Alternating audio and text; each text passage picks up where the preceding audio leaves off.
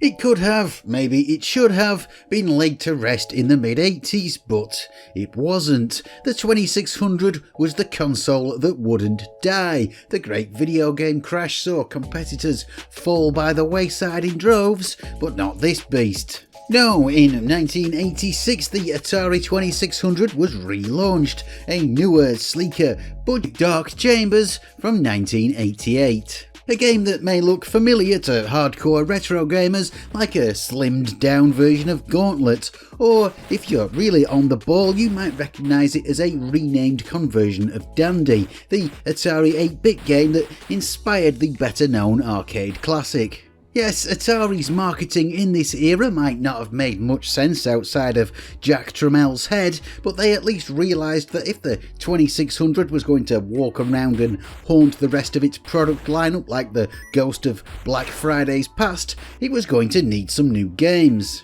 Coasting on re-releases of old classics wasn't going to cut it, and Dark Chambers fits the bill nicely. More sophisticated than most 2600 games, this is an experience that's closer to the home computer game that it was born of. Dark Chambers does a few things that not many games on this platform had done at this point, made possible in part by the addition of the SARA chip in the cartridge. This not only provided bank switching, expanding the ROM size available, but also added some much needed extra RAM. This game clocks in at a whopping 16 kilobytes, would you believe, big by 2600 standards, and it also has an extra 128 bytes of RAM, yes that is bytes, doubling the amount the console has available. Of course the larger sized ROM allowed for more stuff to be in the game. It features 26 unique levels and quite a few animated sprites along with some fairly detailed title graphics. On top of this, the extra RAM made room for a game with more things happening. Although still only a laughably tiny amount, this extra space allowed more complex state data to be stored, so the game could track what items have been picked up, what doors have been opened within a level when the player backtracks, amongst other things. And whilst I'm talking about Dark Chambers, I also can't leave out Secret Quest, a sort of similar top-down game that came out a year later. Advertising the involvement of Atari founder Nolan Bushnell on the box, this was a far cry from the era when Atari refused to acknowledge game creators in any form, but how much he actually contributed to the game is up for debate. It's clear though that Nintendo was on the minds of the developers, aiming at a Zelda-style game, the massive success of the NES unignorable in the late 80s. Another attempt to be more sophisticated, it's one of the few titles on this system to feature any sort of save, though this is password based rather than battery backed up. Like Dark Chambers, this is actually not a bad game at all looking back, though probably not enough to be a great substitute for the Legend of Zelda for gamers at the time. One thing that both games have is very clever and efficient use of the system's sprites to draw graphics. Yes, the 2600 was uniquely challenged in the visual department, that's for certain, but let's come back to that point later and take a look at Kung Fu Master first. Released by Activision in 1987, yes, Atari's continuing support of the console meant that this long-time third-party developer, in fact the original third-party developer, were keen to get a slice of the pie too, going on to release a slew of games that were as ambitious as anything Atari themselves were doing.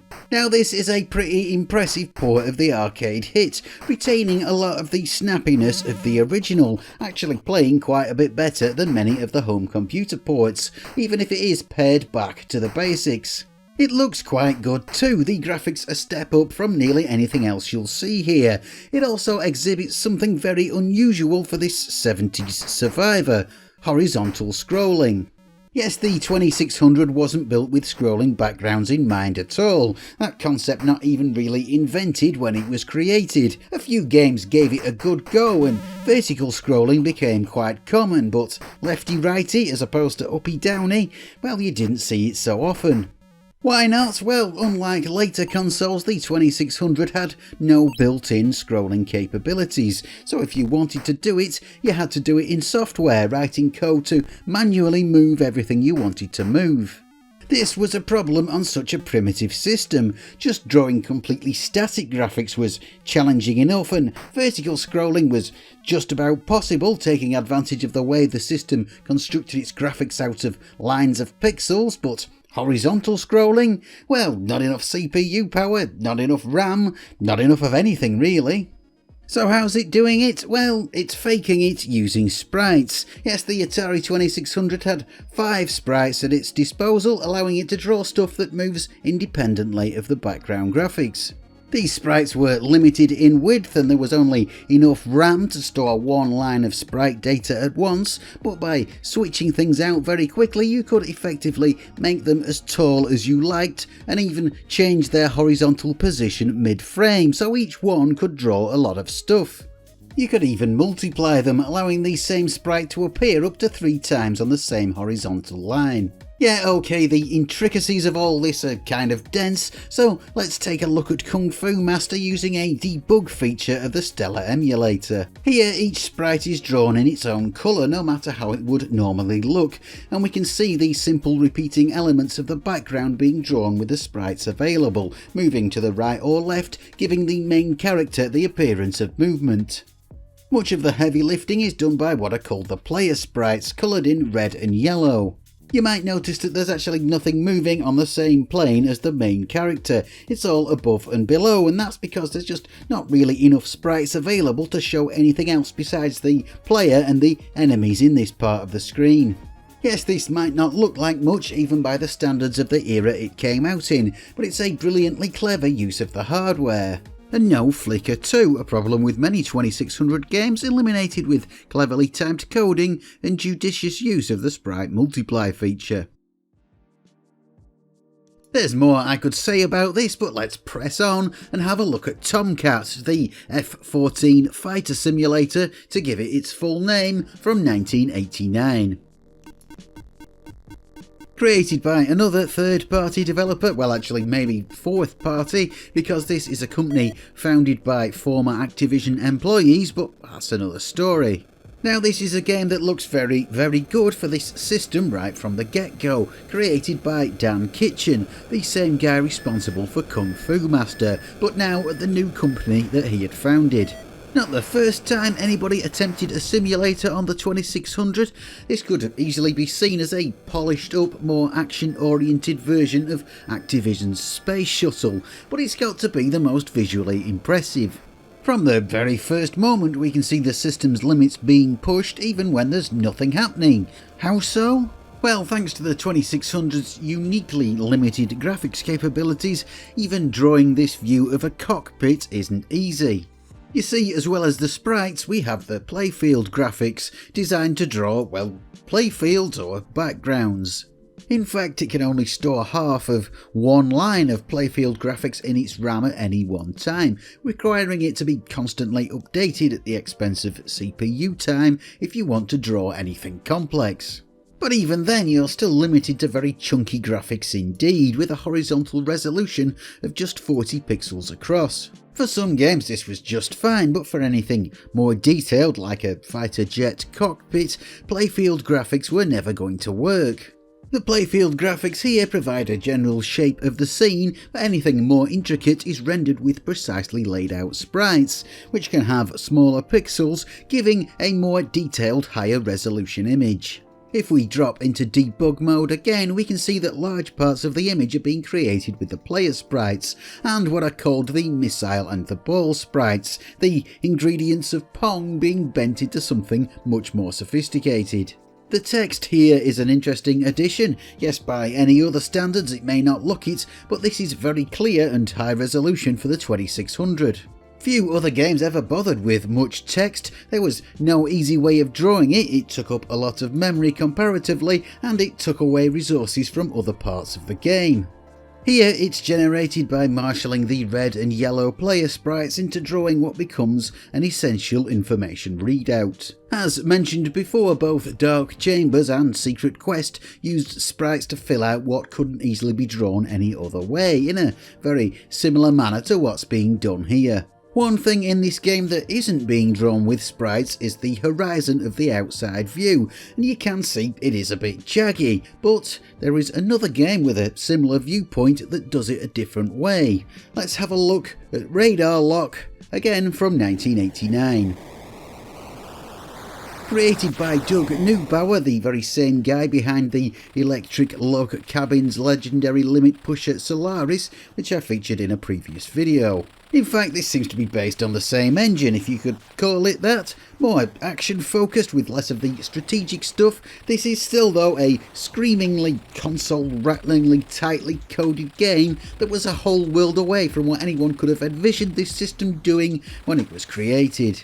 There's a lot of high-class code magic here, but I'm particularly enamoured with this horizon, the smooth movement and high resolution of which requires a very elaborate setup to operate. 3 different types of graphics are laid on top of each other to allow the horizon to move around like it does.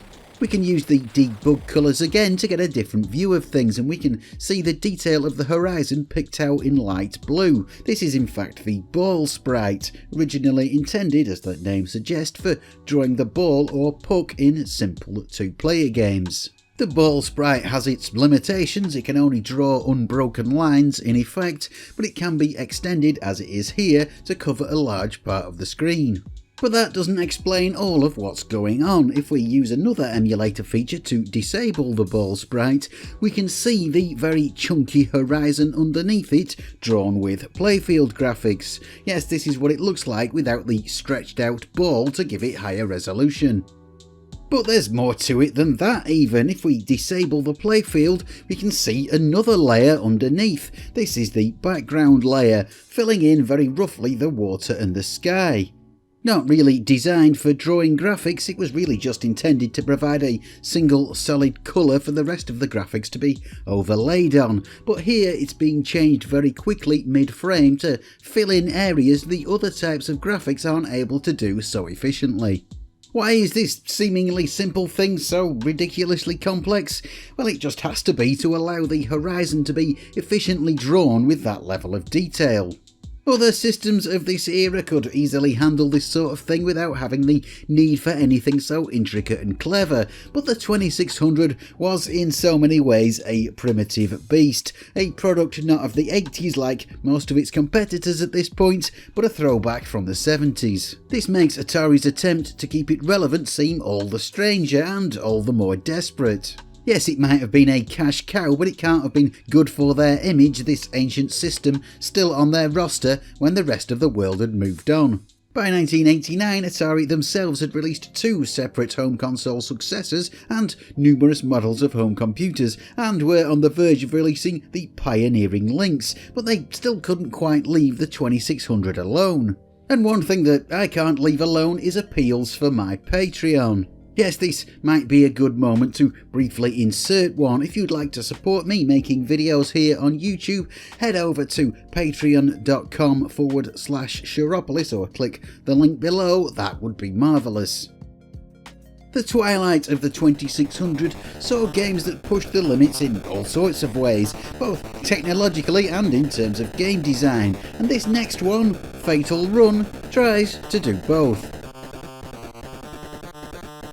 Yes, it's a driving game that looks an awful lot like Pole Position from a few years earlier, but this has vehicular combat thrown in to liven it up a bit. Yep, drive from place to place, destroying cars, upgrading as you go like an own brand Mad Max.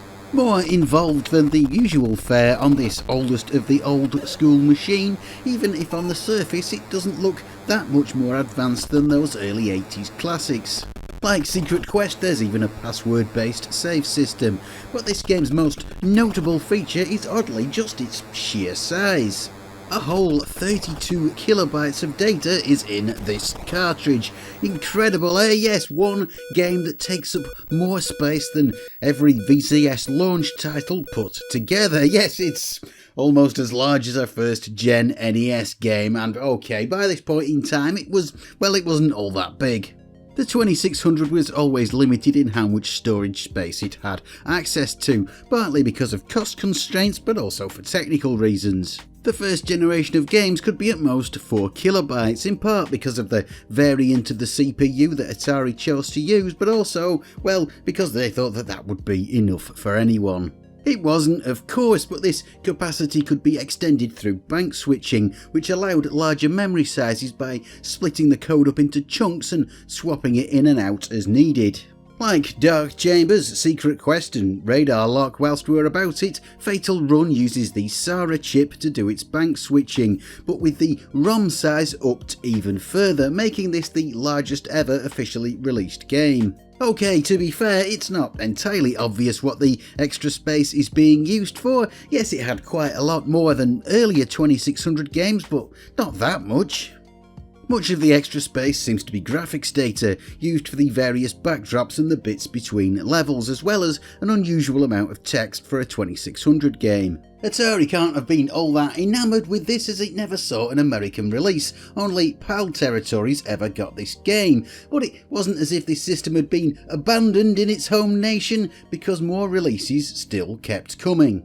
Yes, 1989 was a big year for the 2600. Another prominent name from this last push is Roadrunner. Prototyped as early as 1984, it seems to have been shelved for a number of years before its resurrection. Difficult times in the video game industry, but the finished version turns out to be one of the more impressive titles on the system.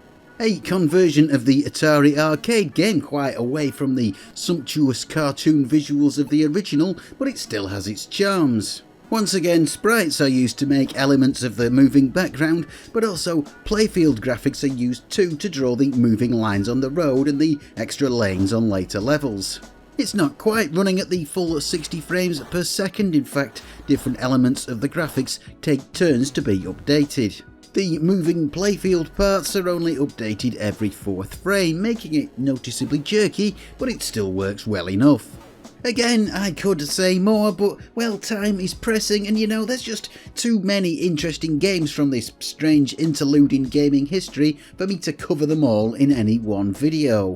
It's already turned into a bit of a whistle-stop tour of these latecomers. I could mention Double Dragon, Double Dunk, Commando, Ikari Warriors, to name but a few. Pretty much everything that came out in this period pushed the limits, but they had to if they were to have any chance at all of appealing to the gamers of the day, even the younger ones with budget-minded parents that seem to be the target for this whole exercise. There are 2 games though that I certainly can't let pass by. Firstly, winding back a year to 1988, it's California Games. From the company Epyx, who played a large role in creating the Atari Lynx and were also staffed with a number of people who'd worked on the Starpath Supercharger. They were deep in the Atari Nexus, and it's no surprise they knew how to hammer some high performance out of this now obsolescent high-tech coffin dodger.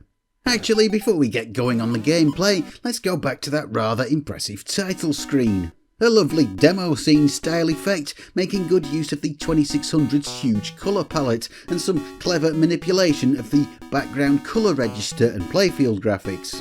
It's also got one of the better tunes on this platform too, a more or less recognisable rendition of Louie Louie. For all its at times crippling limitations, this old grandfather clock could do some tricks that other systems, even much more powerful ones, would struggle with. Anyway, the game itself is a fairly standard multi-event sport thing, like track and field, but with a radical extreme sports vibe. It was the style at the time. This here is the first event, freestyle footbag, and no, I've no real idea what's going on or how this is a competitive sport, but let's not worry about that because here we have something that's quite rare on the 2600, a sprite with 2 colours on the same scan line. That was always the hallmark of 2600 sprites. They could be many colours, but only vertically. Each horizontal row of pixels had to be the same colour, even if going up and down they could be different.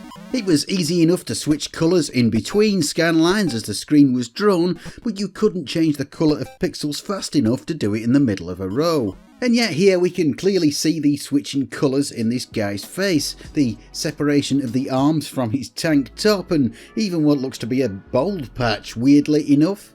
How's it done? Well, it's a case of putting two sprites together, laid on top of each other in a fairly complicated pattern. Yeah, I know it's a small detail, but very few other games did this and it stands out as a result. There's also some nice scrolling effects with the clouds too, but well, enough of footbag, let's jump forward to the final event and see some surfing. Again, we've got a 2-colour per line sprite here, with the surfboard being picked out in a different shade. This kind of interesting wave effect has got to be the start of the show though. It looks a little odd, but it's extremely colourful, the colour palette put to good use here, and kind of smooth too. What's going on? More clever manipulation of the background colour. It's changed for every line of the sea area and changed again about halfway through to give the impression of a rolling wave. This is another thing that a lot of systems would struggle to recreate exactly. Most of them just don't have that many shades of blue for a start. I really don't know how you're supposed to play this surfing event, but probably nobody ever did, even Epic themselves, not that it really matters now. Okay then, let's make this the final one. I think it has to be, because it looks like this was perhaps the last game ever released for the 2600. If not, it was pretty close. It's Ghostbusters II from 1992. Yes, this was the year that the 2600 was finally officially discontinued, though Atari's game releases had dried up before then, and it was all over. If there was ever a moment in gaming that had passed, it was probably this one, a licensed tie-in for a 3-year-old, slightly disappointing sequel on a game system from the last decade but one. I can't find out exactly how this came to be. Apparently it was developed by none other than Activision, but shelved because, well, it's bloody Ghostbusters 2 on the 2600, but later picked up and published by possibly British company Salu Limited for reasons that seem to be lost to history. It's not really a long game, but what's here is definitely limit pushing. The first level has some nice vertical scrolling, some interesting physics and some infuriating controls. Whilst there's a lot here to impress, this by itself isn't the best thing on offer, though visually it does have that classic era Activision flair. Level 2 though, well, that tips it over the edge, a proper horizontal scrolling shooter. Not many of these on this system, and none I think that looks this good, at least until we get into the homebrew era. You seem to be playing as an ice cream cone jammed into a chicken drumstick. Well, actually, I think it's supposed to be the Statue of Liberty's hand, which kind of makes sense in the context of the movie, but only just. It's got a sort of slightly disturbing digital surrealism about it, but it does look weirdly stylish. It's even got parallax scrolling, elements of the moody black skyline moving past in 2 different layers, no less. Yeah, it's faked with sprites once again, but it's quite an effective little trick. That black seam line moving on the same plane as the main sprite is done with the missile sprite, and the quite large number of enemies on screen is done with some deft sprite multiplexing techniques. Essentially, this means you alternate sprites between frames. They take it in turns to be drawn, increasing the amount you can have on screen at the cost of some flicker. Sadly, this doesn't play all that well really, it's just too hard to control in short, but there's some real potential here, even if it's let down a bit by the execution in the end. I imagine this game engine could have made an interesting Gradius style shooter with a bit more time in the oven. But time, well time, that was one thing the 2600 did not seem to have at this point. So I think this is where I'm going to leave off, it has to be really. I probably shouldn't be that surprised the 2600 had such a long life. This was the fate of all the really successful consoles. The NES, the PS1, the PS2, the Wii, big hitters have a long tail, and the 2600 was a big hitter back in those early days of console gaming. From cutting edge to, oh my god, are they still making games for this thing? A fate that only true legends get to enjoy. Should they have canned it earlier? Well, from a business point of view, Atari might have been better focusing on new products, but 2600 fans can hardly complain about the extra games. Impressive as these oddball end-of-the-line releases were, they often still feel a little bit cheap, a bit half-arsed. But I guess a lot of these games were rushed out in a short time with a minimal budget, a bit of a cash grab maybe. It's a shame because, well, I think there's more than a few of these games that could have been something really amazing with some more resources put into them. we perhaps haven't seen the full potential of the 2600 yet. There's more out there, the whole world of homebrew lies before us, but I think that's for another video. So yes, this really is the end for now. Thank you for watching. Thank you to my ever generous patrons. Your support is much appreciated, and I will see you next time, folks.